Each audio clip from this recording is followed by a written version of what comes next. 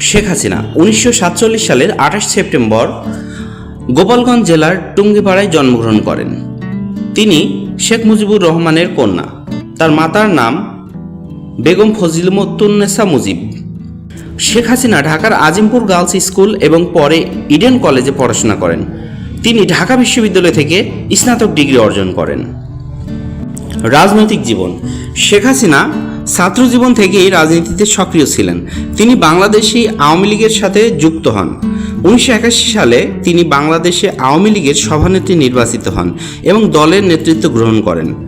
শেখ হাসিনা প্রথমবারের মতো 1996 সালে প্রধানমন্ত্রী হন এবং 2001 সাল পর্যন্ত দায়িত্ব পালন করে। এরপর 2008, 2014, 2018 ও 2024 সালের নির্বাচনে জয়ী হয়ে তিনি পুনরায় প্রধানমন্ত্রী হন। অর্জন। তার নেতৃত্বে বাংলাদেশ ডিজিটালাইজেশনের দিকে অগ্রসর হয়। অর্থনৈতিকভাবে বাংলাদেশ উন্নতি সাধন করে। তিনি দেশের অবকাঠামো উন্নয়ন, শিক্ষা, স্বাস্থ্য খাতে উল্লেখযোগ্য অবদান রাখেন। তিনি metro rail, Karnaphuli tunnel, Padma সেতুর মতো বিশাল অবকাঠামো তৈরি করেন। ব্যক্তিগত জীবন। শেখ হাসিনা ডক্টর ওয়াজেদ মিয়ার সাথে বিবাহ বন্ধনে আবদ্ধ হয়। তাদের একটি কন্যা সন্তান আছে ও একটি পুত্র সন্তান আছে। পুত্রের নাম সজীব ওয়াজেদ জয় এবং কন্যার নাম শাইমা ওয়াজেদ পুতুল। 1975 সালের 15 আগস্ট এক সামরিক অভ্যুত্থানে তার পিতা শেখ মুজিবুর রহমান ও পরিবারের বেশিরভাগ সদস্য নিহত হন। শেখ হাসিনা ও তার বোন শেখ রেহেনা সেই সময় বিদেশ থাকায় বেঁচে যান।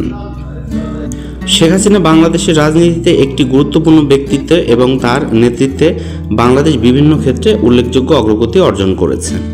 বিতর্ক।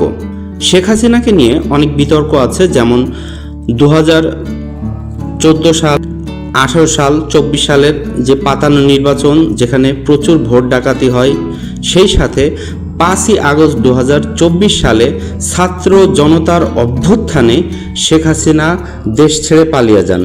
এতে তার নেতাকর্মীরা তার উপরে খুবই ক্ষুব্ধ হন এবং শেখ হাসিনার রাজনৈতিক ক্যারিয়ার এখানেই শেষ হয়ে যায়। শেখ হাসিনাকে নিয়ে আওয়ামী লীগ আর কখনো এগোতে পারবে না। শেখ হাসিনাকে মাইনাস করে আওয়ামী লীগকে এগোতে হবে, এটাই বিশ্লেষকদের মত। ধন্যবাদ। শেখ হাসিনা সম্পর্কে আপনার কোনো মতামত থাকলে অবশ্যই জানাবেন, সেটা নেতিবাচক হোক আর ইতিবাচক হোক।